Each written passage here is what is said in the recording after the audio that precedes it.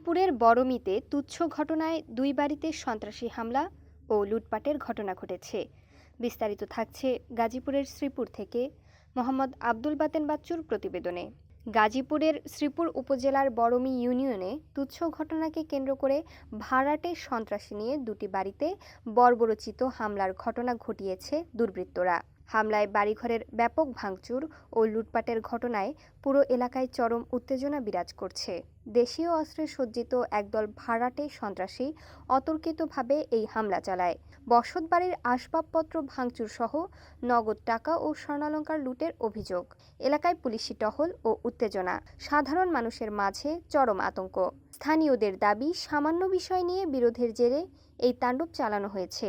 ঘটনার পর থেকেই অভিযুক্তরা এলাকা ছেড়ে পালিয়েছে।